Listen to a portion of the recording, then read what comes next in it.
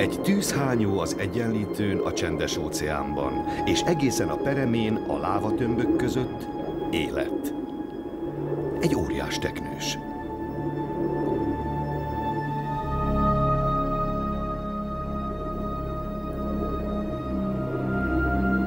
Egy másiknak a belsejében, a torkában egy leguán ereszkedik lefelé a falon, hogy a kráter mélyén rakja le tojásait. De hiszen ez az egyik legaktívabb tűzhányó a Földön.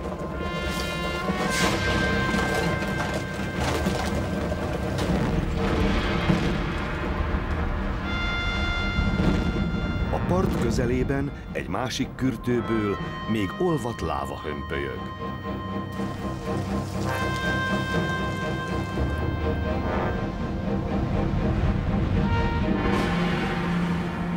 Itt a láva folyam mentén egy másik leguán fajta él.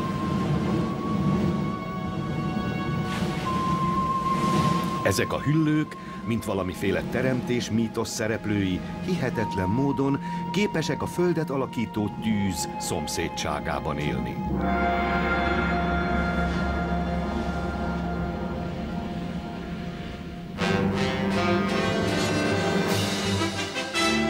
Galapagos-szigetek, a sárkányok földje. A National Geographic külön kiadása.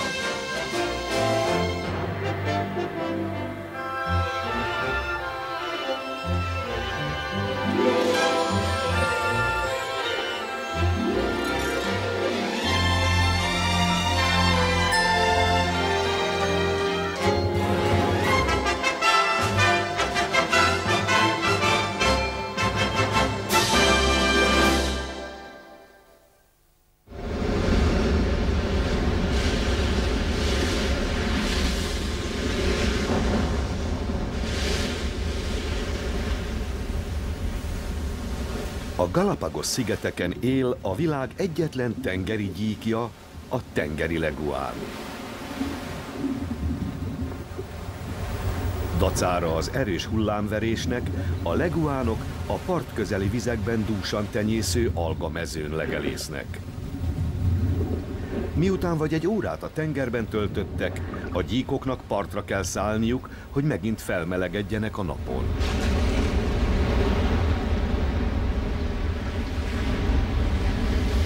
Kikecmeregni nem mindig egyszerű.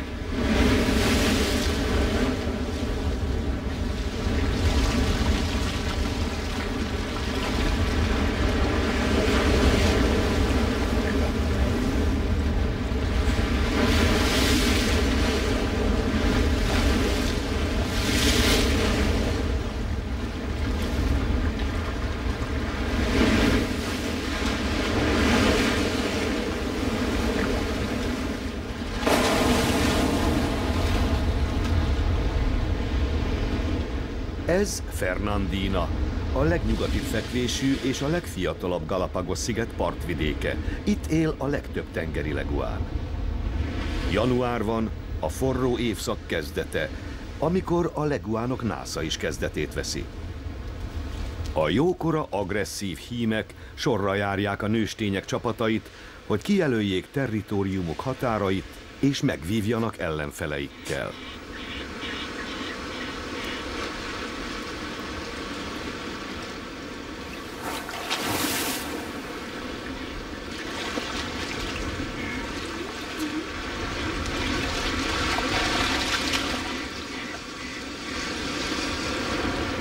A fejrázás kihívás, amelyet illik elfogadni.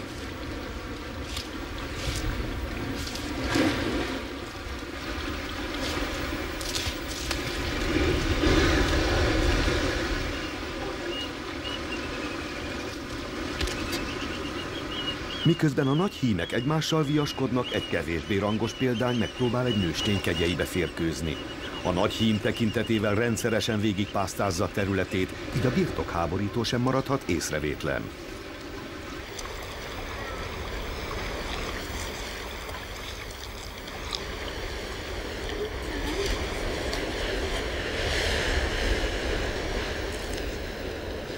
Ez tűrhetetlen.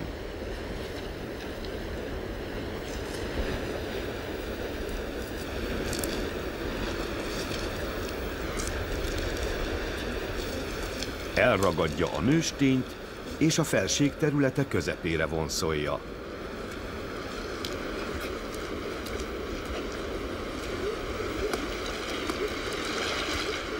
Miután a nőstény befogadta a hím spermáját, elveszíti fogékonyságát, és ebben az évben már nem párosodik többet. A betolakodónak másút kell próbálkoznia. A leguánok csapatokba gyűlnek a part mentén, ahonnan könnyedén elérhetik a tengert és az általa nyújtott gazdagságot. A Galápagos-szigetvilág 15 nagyobb szigetből áll. Ellentétben az őket övező tengerrel zömmel kopárak, kráterek és lávamezők jellemzik őket.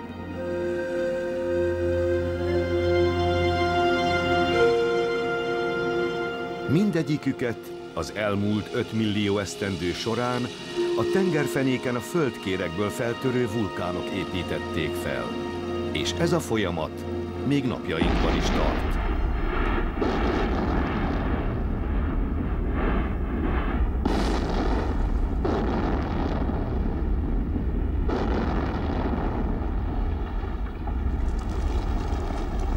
A tűzhányók oldalán olvadt kőzet folyik lefelé, vörösen ragyog az egyenlítői éjszakában.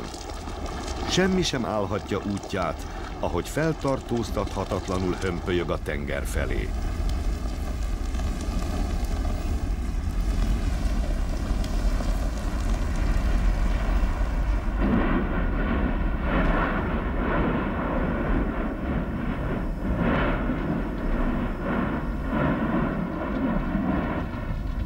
Mire hajnalodik, a láva átgázol egy Palo Santo fapagonyon, amely egy pár Galapagos öjv és egy nagy varacskos fejű gyíkkolónia otthona.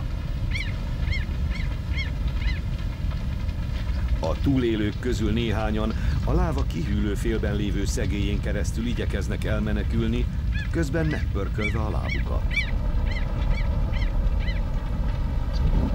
Mások nem voltak ilyen szerencsések.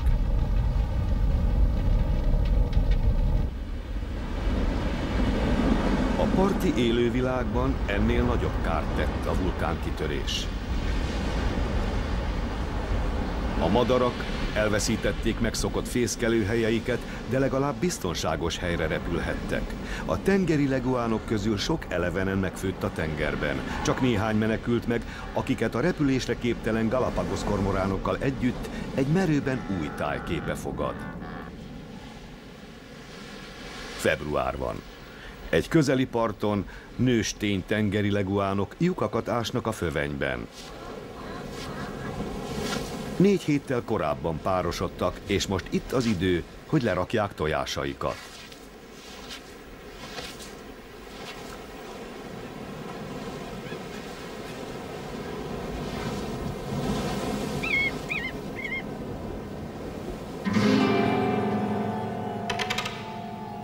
A parti mangróvékban öjvek tűnnek fel. Érkezésük nem maradhat észrevétlen. Kinn a parton a nőstény leguánok védtelenek és elfáradtak az ásástól. Ideje odébb állniuk.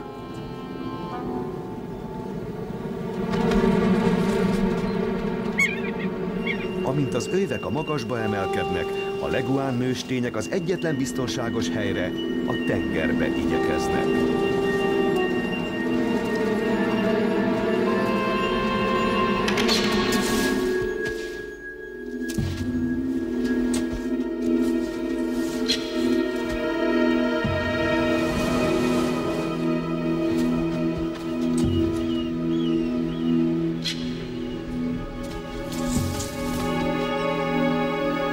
Az öjv túlságosan nehéz zsákmányt ejtett.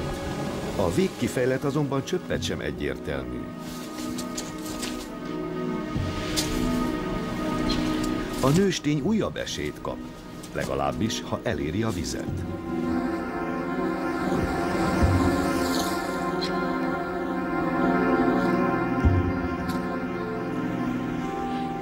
Az öjv végül feladja, de a leguán belepusztul.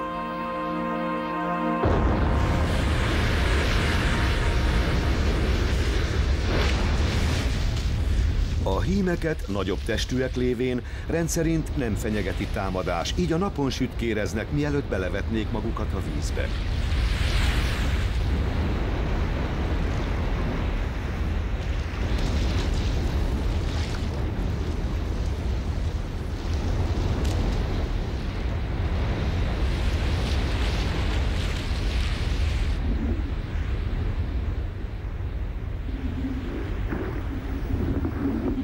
Karmaik különösen hosszúak, hogy megkapaszkodhassanak velük a sziklákban, és ellenállhassanak a dagály húzó erejének, amikor algát szakítanak maguknak.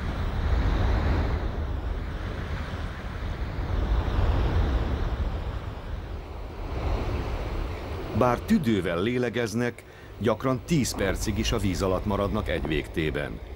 Egy óránál többet mégis ritkán töltenek a tengerben, mert lehűlnének és sok energiát veszítenének.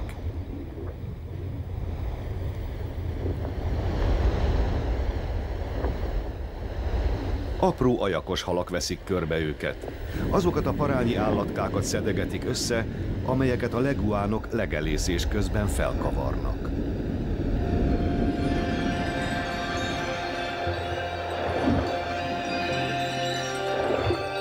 Hatalmas makrélarajok tűnnek fel.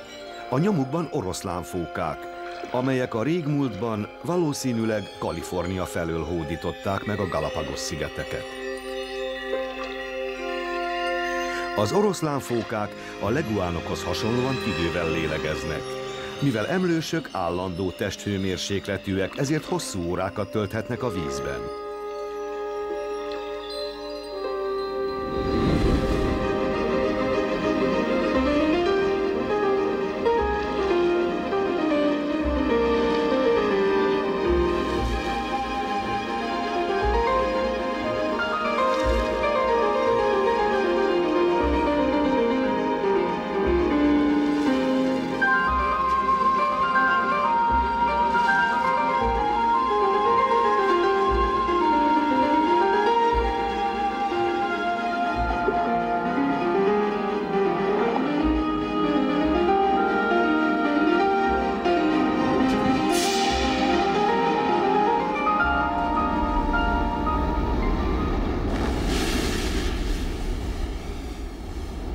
Március van.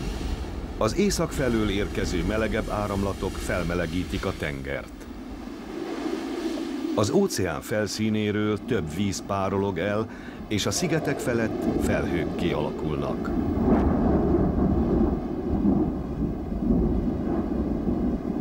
Nem sokára elered az eső.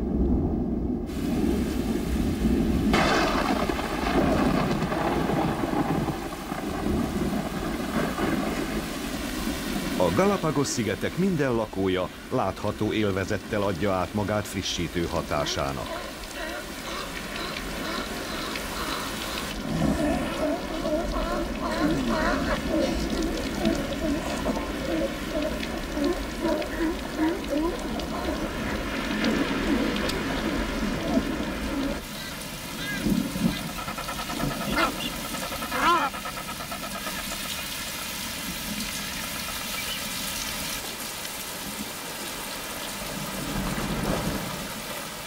A parttól beljebb élő varacskos fejű gyíkok számára ritka lehetőség adódik.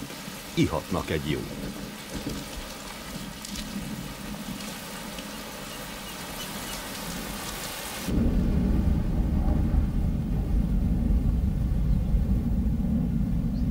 Isabelán, a legnagyobb szigeten, hetek óta esik. Központi tűzhányója, az Alcedo mélyén tavacskák alakultak ki.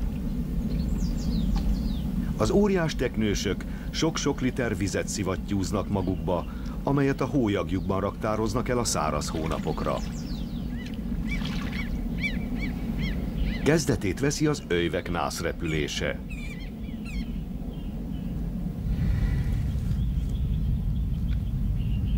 A frissen serkent fűből belakmározó teknősök is hamarosan párosodni fognak.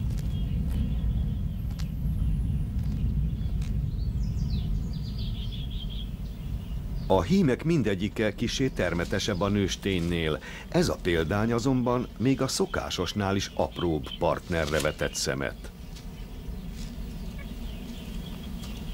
A fiatal öjv nem tudja mire vélni az óriások viselkedését.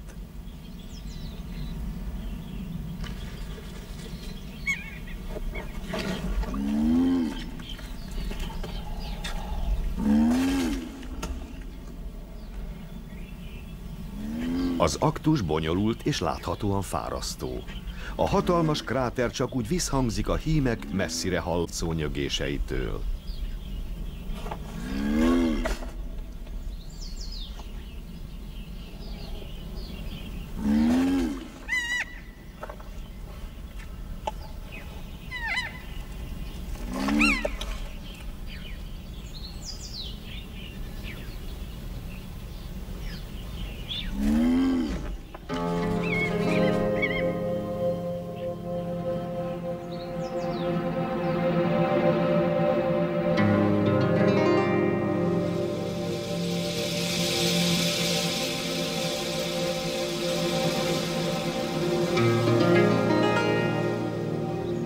Isabella szigetén az Alcedo csak egy a 6 nagy vulkánból.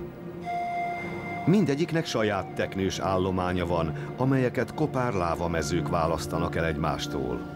Az elszigetelt teknősöknél egyéni jellemvonások alakultak ki. Isabellától nyugatra Fernandinán is éltek valaha óriás teknősök, amelyek mára kihaltak. A tengeri leguánoknak azonban valóságos fellegvára ez a sziget. A parton lerakott és a nap melegére bízott tojásaikból éppen most bújnak elő az apróságok.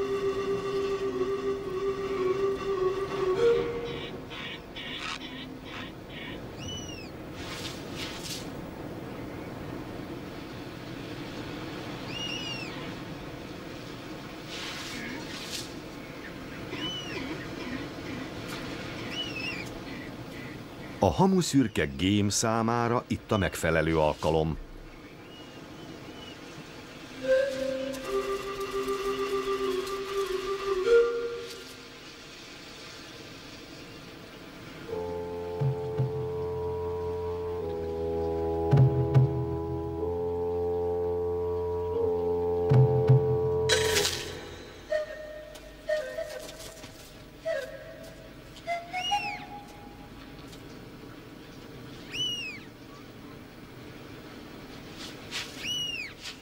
A leguán fiókáknak több 100 métert kell megtenniük a nyílt fövenyen a biztonságot nyújtó vízig. Eközben nem csak a gémekkel kell szembenézniük. A Galapagos siklók nem méreggel, hanem szorításukkal végeznek áldozatukkal.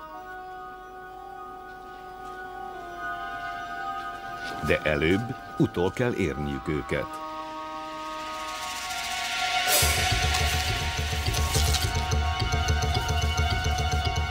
A tenger felé tartva néhány fiatal leguánnak egy régi lávafolyást kell kereszteznie.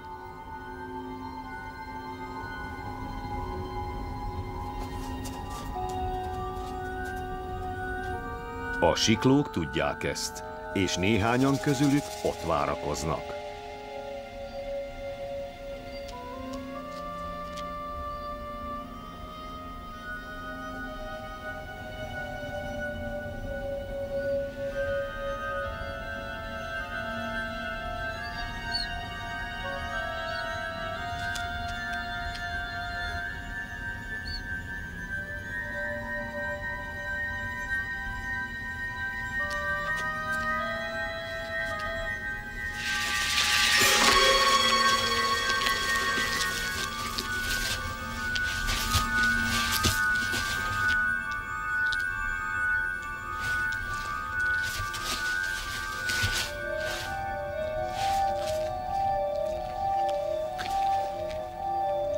A sikló képes kiakasztani alsó állkapcsát, így nálánál testesebb zsákmányt is be tud kebelezni. A kis leguán lassan megfullad.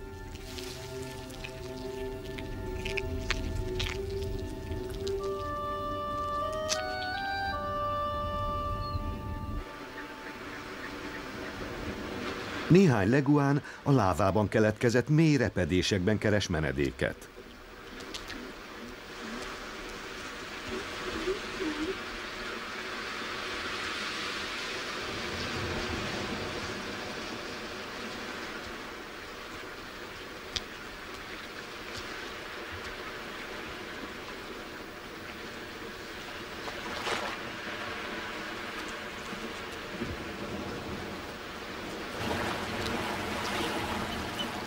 Ez a repedés éppen nem volt eléggé szűk.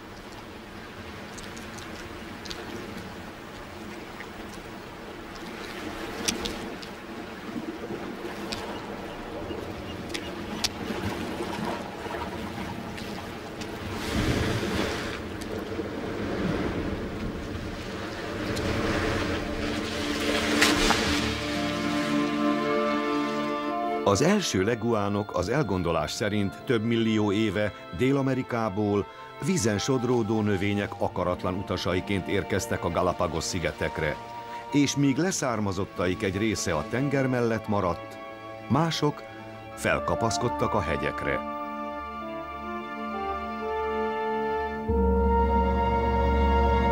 A Fernandina alacsonyabb lejtőin tenyésző vegetációban varacskos gyíkok készülődnek a szaporodáshoz. Mindegyik hím több üreget ás, amiket a nőstények szemügyre vesznek. A nőstény fejbólintása azonban kötekedő nemet jelent, nem pedig alázatos beleegyezést. De a hím kitart.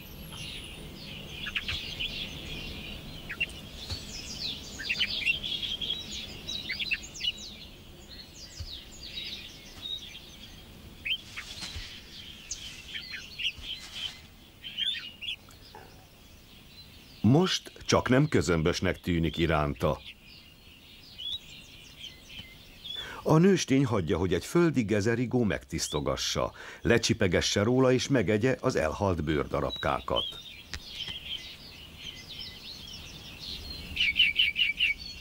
A nőstény egy a hím felség területén termő növényből falatozik.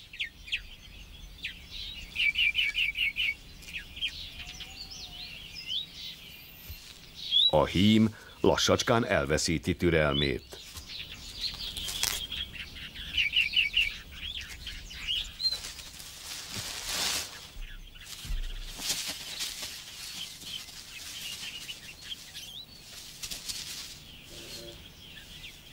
Nem ez a megfelelő hely a párzásra. Legjobb lesz, ha a territóriuma közepére cibálja a nőstényt, ahol valószínűleg kevésbé zavarják.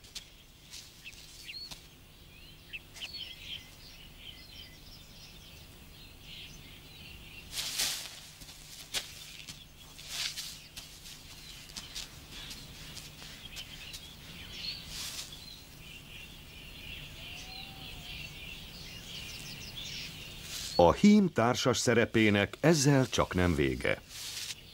Az aktus után a helyszínen marad, egy újabb felbukkanó nőstényre várva. A nőstény megpróbáltatásai azonban csak most kezdődnek, azzal, hogy egy egészen elképesztő útnak vág neki. Elkezd felmászni a Fernandina oldalán, egyenesen a kráter felé. 1500 méter magasra kell felkapaszkodnia, ami 10 vagy még több napjába is beletelik.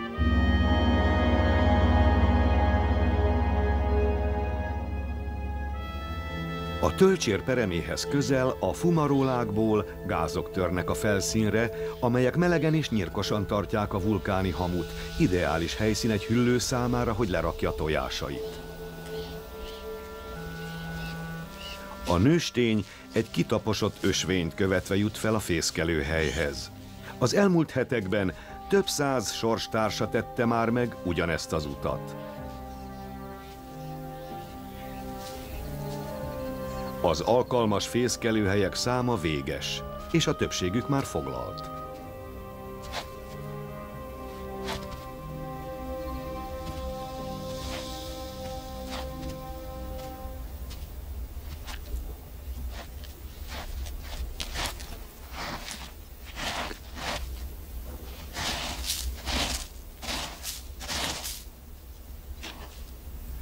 Rábukkan egy olyan területre, ami szabadnak látszik. De nem az.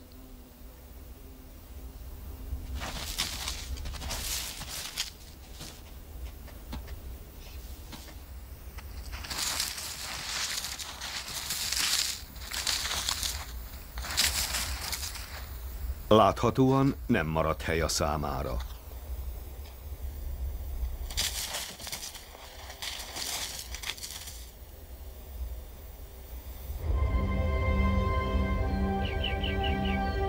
A nap lenyugvó félben van. Ebben a magasságban nagyon hidegek lehetnek az éjszakák, és ez nem jó egy hüllőnek. Menedéket kell keresnie.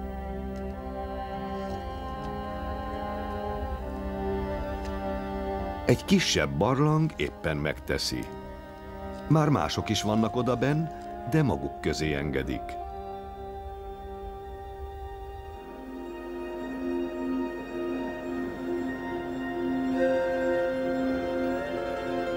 A hőmérséklet veszedelmesen csökken.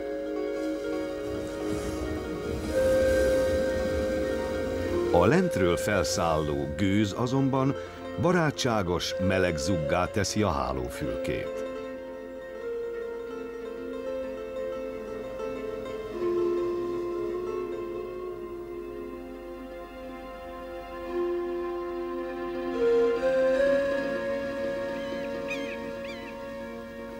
A hűvös reggeli levegőben felszálló gőzt a magmakamrák forrósították fel.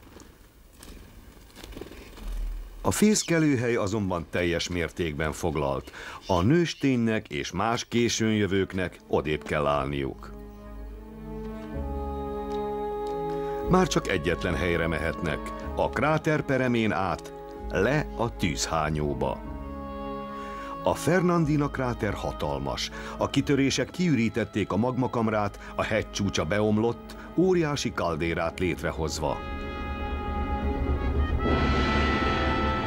Senki sem tudja, mikor robban fel újra.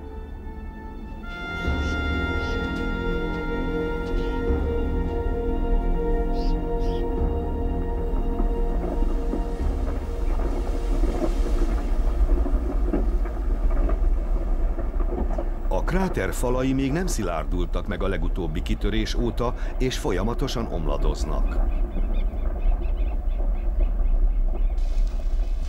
A nőstény és társai öngyilkosnak látszó útra indulnak. Leereszkednek a kráterbe.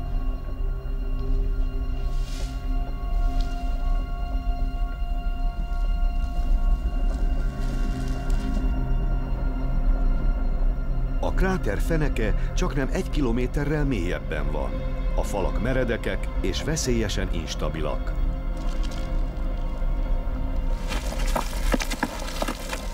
A legapróbb földmozgás is sok tonnányi sziklát zúdíthat alá, és a leguánoknak évről évre újabb utat kell találniuk a lejutáshoz.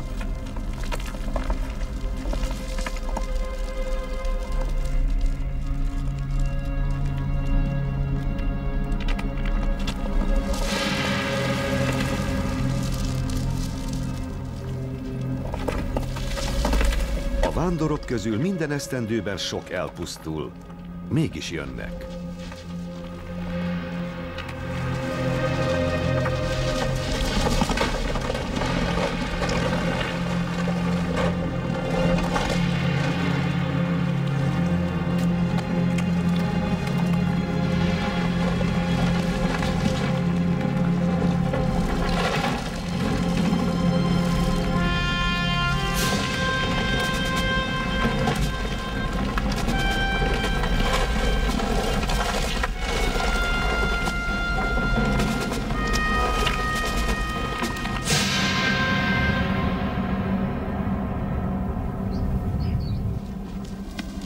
Végre elérik a kráter fenekét.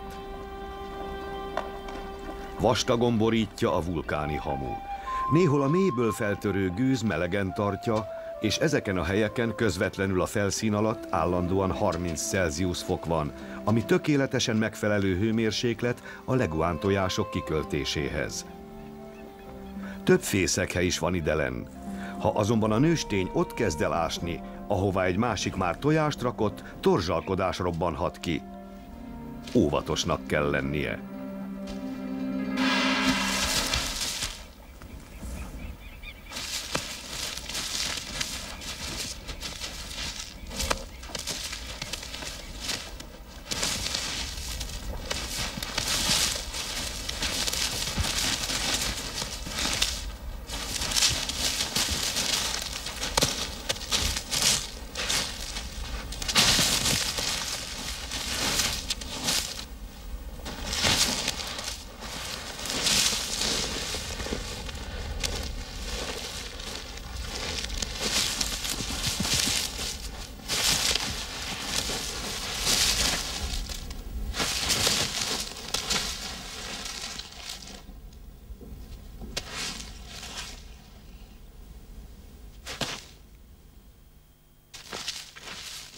Végre meglelte a maga helyét. A siker azonban még ezek után sem garantált. A tojásokat egyes években elpusztíthatja egy vulkánkitörés. És a nőstények küldetése sem ért még véget. Ki kell mászniuk a kráterből, és igyekezniük kell 16 kilométert lefelé a vulkánon, vissza hazáig.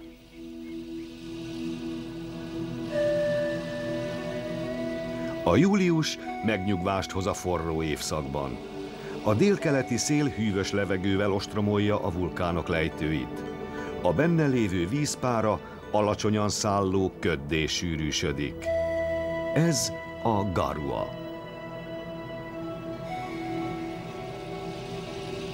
Az elkövetkezendő 6 hónapban ez a köd jelenti az egyedüli vízforrást a szigeteken. Fernandinától 25 kilométerre keletre emelkedik az Alcedo vulkán. Itt a Garua megérkezte ad jelet a kráterben élő teknősöknek, hogy másszanak fel a peremre, és szívják magukba a köd szállította nedvességet.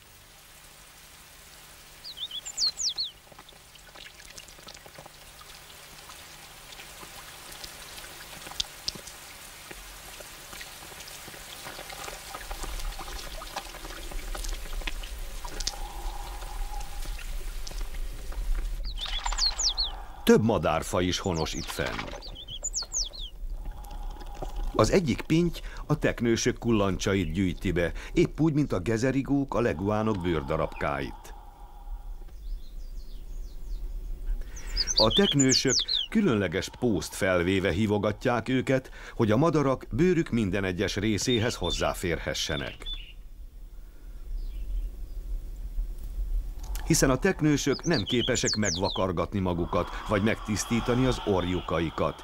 Így ez a munkamegosztás mindkét fél számára előnyös.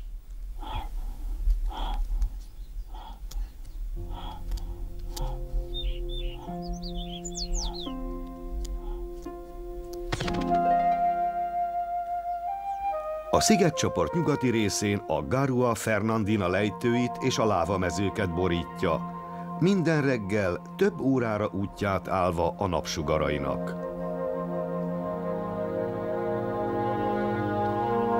A köd szertefoszlásával a tengeri leguánok megkezdik napi menetelésüket lefelé a parton a tengerhez.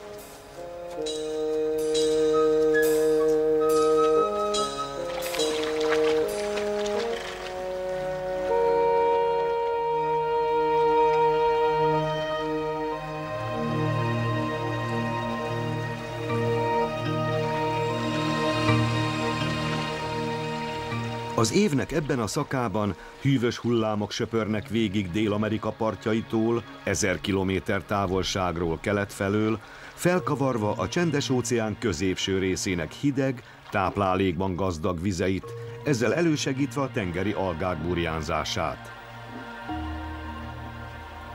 Az algák hihetetlen tempóban növekednek. Kell is nekik, hiszen e partszakasz mentén több tízezer tengeri leguán él.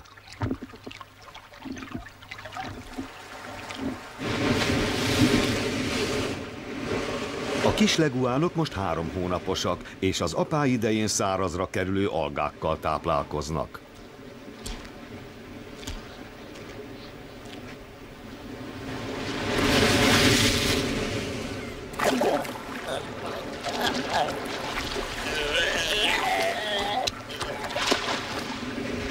A nagyjából ugyanilyen korú oroszlánfókakölykök sem mennek ki a nyílt tengerre. A sekély vízben maradnak és önfeledten játszadoznak. De nem csak egymással. Nekik egy leguán is csak egy újabb játékszer.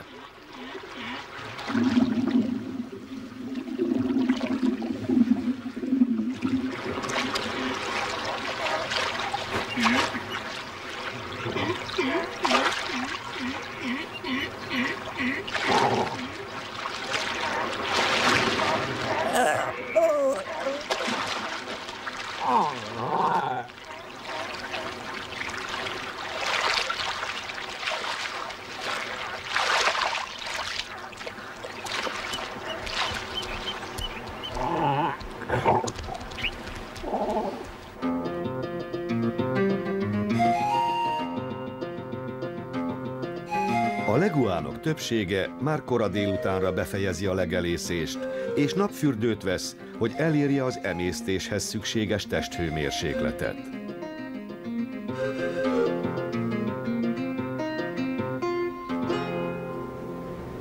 A kicsik egy része a part általuk birtokolta darabkáján együtt marad, míg mások a felnőttekkel keverednek, és mint kiderül, ez a biztonságosabb. Az öjv nem merne bántani egy felnőtt hímleguánt, túlságosan nagy és erős. Ám egy fiatal példány már egészen más.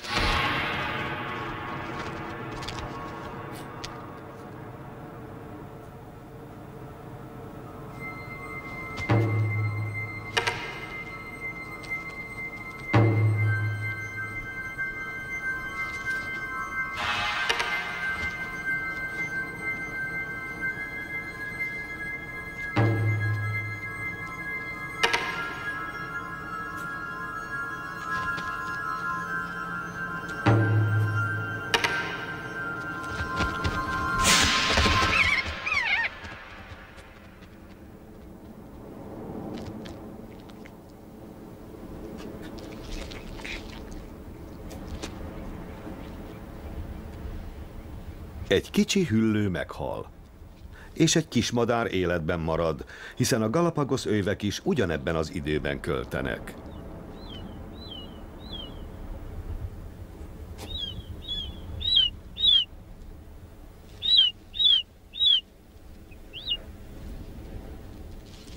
Ebben a fészekben 2 öjv fióka van. Mindig a nagyobbik kap először enni, csak ha már jól lakott, jut egy falat a kisebbiknek. Ez az év azonban kedvezett a leguánoknak, így jut elegendő élelem mindkét fiókának.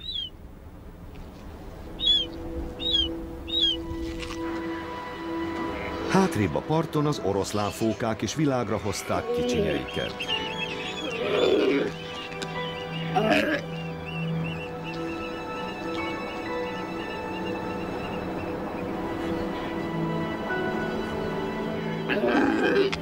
Az anya feltépi a magzatburkot, hogy kölyke levegőhöz jusson.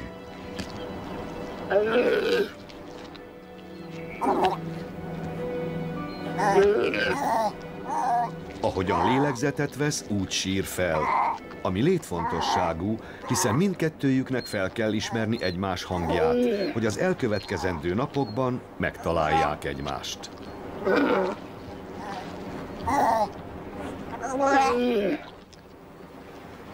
Az oroszlánfóka mélepénye értékes fehérjeforrás.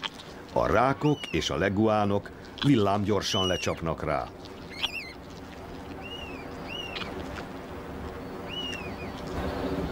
A part mentén felfelé törekvő, táplálékban gazdag áramlatok a szulák párzó kedvét is meghozzák.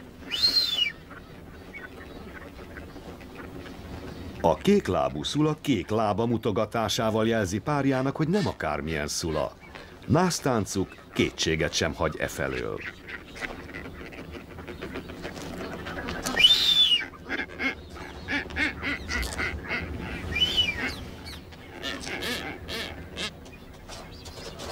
A szulák egyes területeken ott fészkelnek, ahol a tengeri leguánok az éjszakát töltik, így a hüllőknek sűrű csőrcsapásokon kell átverekedniük magukat, hogy elérjék hálóhelyüket.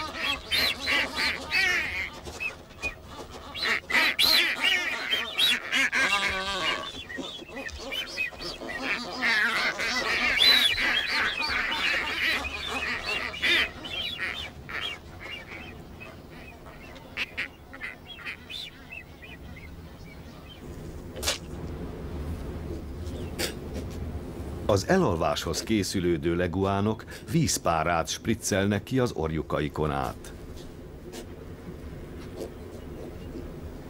Olyan sós váladékot, amely a moszat táplálékukkal felvett sót kiválasztó, speciális mirigyekből jut az orjukaikba. A nap kezd lebukni a látóhatár alá. Hűvösebb lesz, a leguánok pedig összebújnak, hogy melegen tartsák a testüket. Az éjszaka folyamán a Fernandina csúcsán át egy garua hömpölyög föléjük. Hajnalra a hideg víz állandó jelenlétének köszönhetően köd lepi be a partot. Ez jelzés értékű a pingvinek számára, hogy összegyűjjenek és udvaroljanak.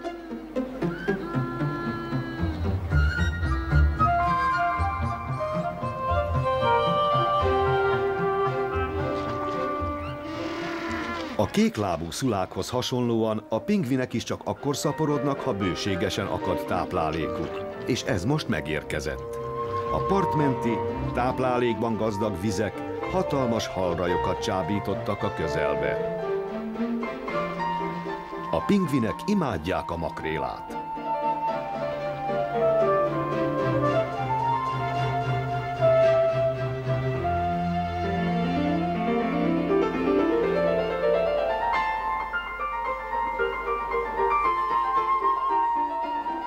Egyik módszerük, hogy egy halrajt a sekély vízbe terelnek, ahol a halak mozgástere összeszűkül.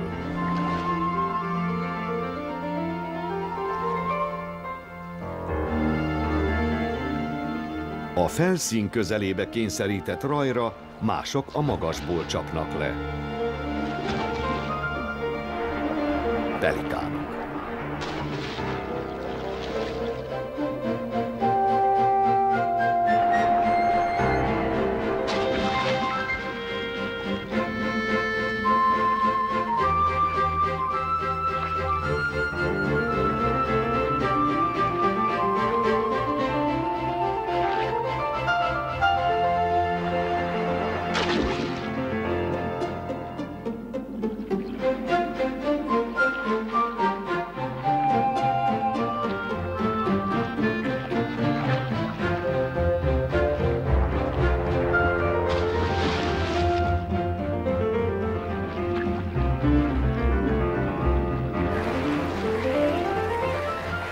Csak ha kieresztették a vizet a torokzacskójukból, akkor tudják felemelni a csőrüket és tudják lenyelni a zsákmányukat anélkül, hogy a pingvinek molesztálnák őket. Most azonban mások zavarják őket, noddik.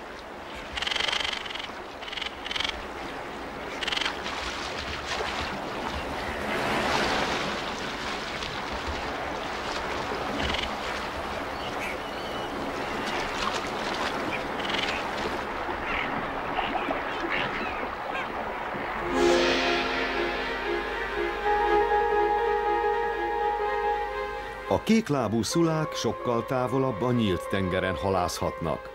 A vízfelszín közelében lévő halrajra gyakran a delfinek ténykedése hívja fel a figyelmüket, akik ugyancsak táplálékot keresnek.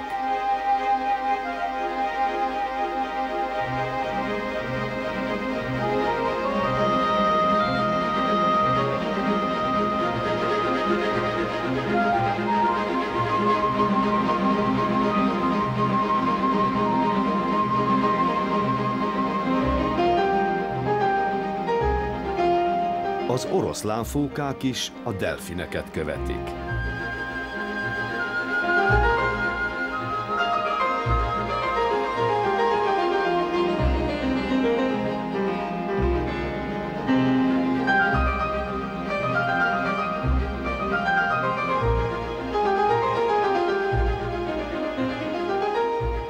Amikor végre felfedezik a zsákmányt, kezdetét veheti a lakmározás. A mélyből delfinek és oroszlánfókák támadnak, a halak a felszín felé törnek, esélyt adva a kéklábú szuláknak.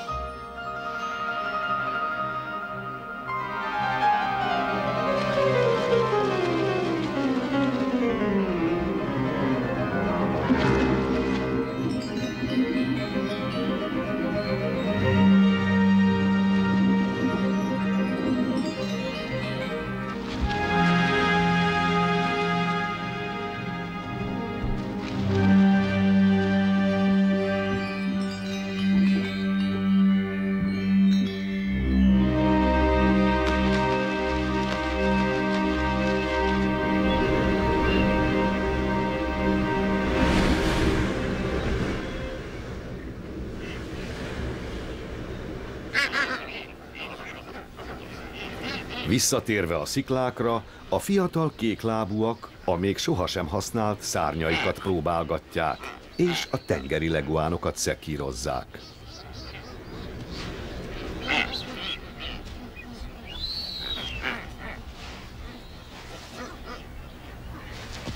Ez a ténykedésük a fiatal szulák képességeit fejleszti, és megerősíti szárnyaik izomzatát, felkészítve arra az időre, amikor majd maguknak is halat kell zsákmányolniuk.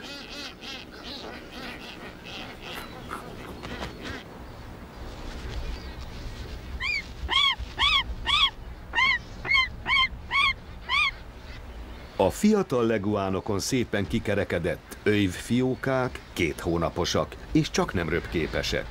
Nyugtalanok. Már alig várják, hogy önállóan kereshessenek élelmet maguknak.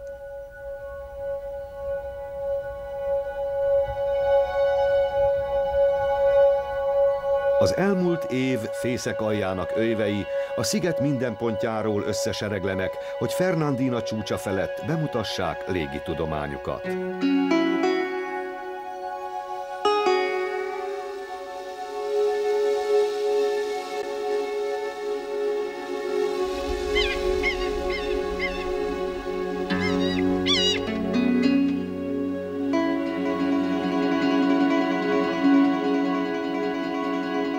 Éles szemükkel a kráter alját kémlelik, ahol az év legnagyobb lakomájára van kilátás.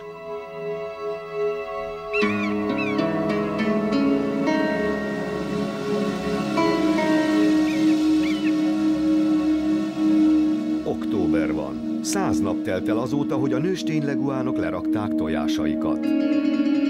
Mostanság kellene kikelniük.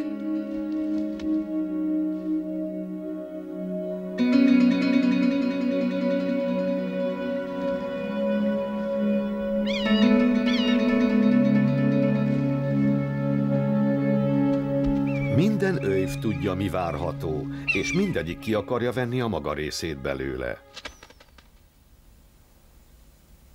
Ki kell az első leguán fióka. Bár semmiféle tapasztalatuk nincs, a kicsik ösztönösen érzik az öjvek jelentette fenyegetést.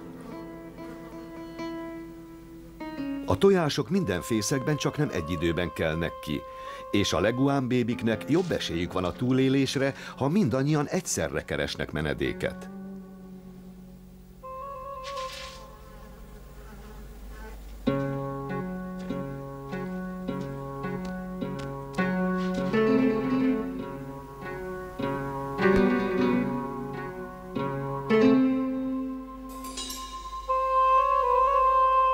Egyikük neki iramodik.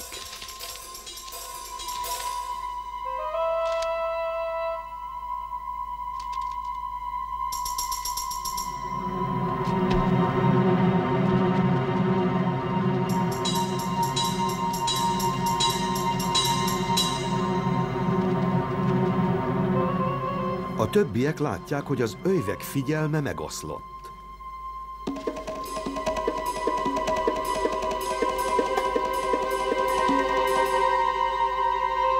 Forró a helyzet. A hamu 50 fokos.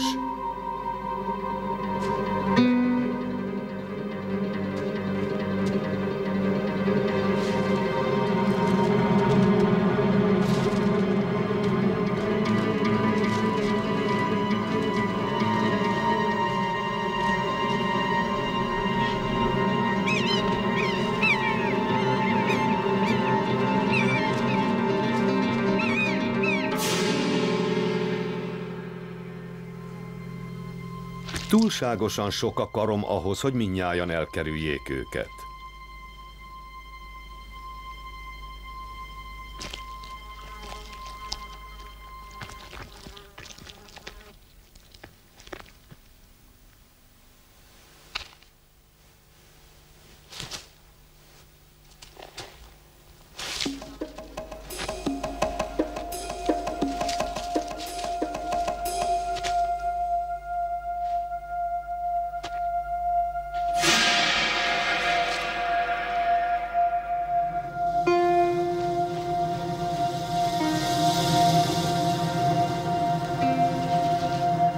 elérik a kráter falát, több búvóhely akad, de az öjvek még mindig előnyben vannak. Alig 15 centisek, még nem is ettek, és minden energiájukat szikhólyagjuk kevéske tartalmából merítik, és még egy 1000 méter magas kráter falát is meg kell mászniuk.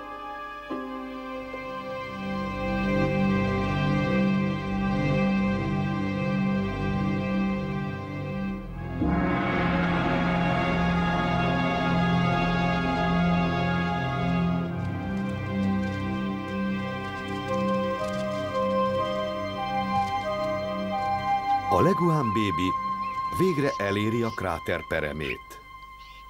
De győzelme átmeneti csupán.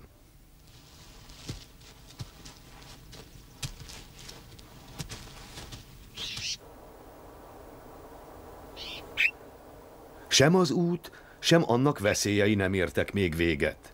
Kicsivel lejjebb van a gőzölgő Fumarola és az a fészkelőhely, amelyen 3 hónappal korábban a vulkán belseje felé igyekvő anyáik is áthaladtak. Vagy egy tucat sikló gyűlt itt össze. Néhány bekúszik az üregekbe, ahová a nőstények a tojásaikat rejtették, azokra a rezgésekre figyelve, melyet a kikelő és felszínre törő leguán fiókák keltenek.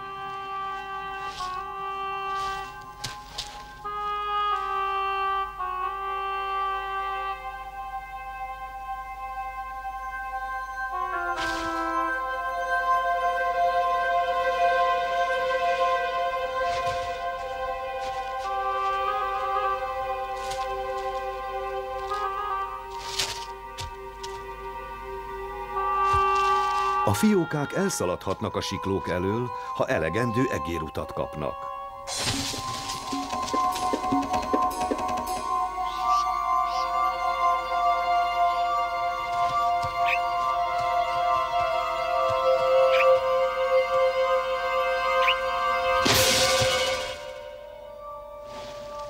A siklók azonban mindenütt ott vannak.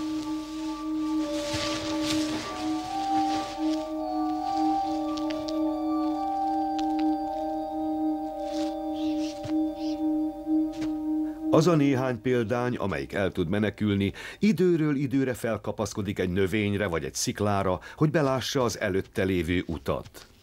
Még sok van hátra. Végső úti céljuk a tűzhányó 1300 méterrel alacsonyabban fekvő, növényekkel benőtt lejtője. Lenn a parton rokonaik, a fiatal tengeri leguánok most 6 hónaposak, és egyre magabiztosabban legelésznek a hullámverésben.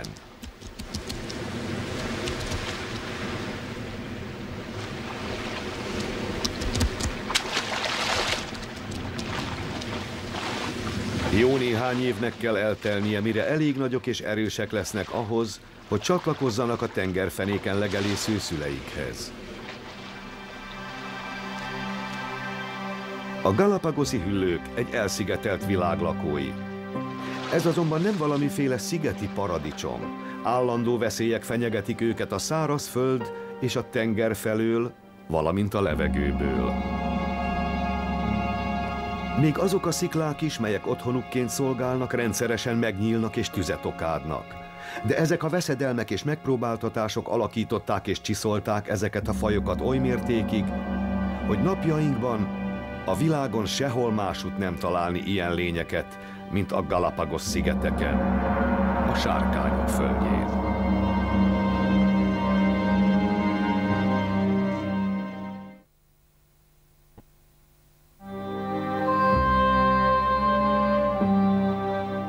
Magyar szöveg Farkas Balázs.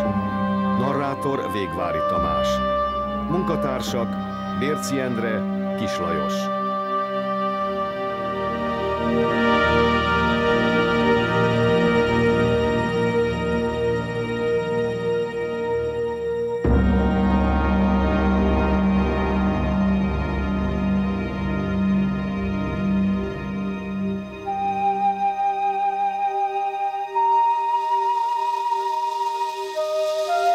Az 5.1-es hangot készítette Nikodém Norbert.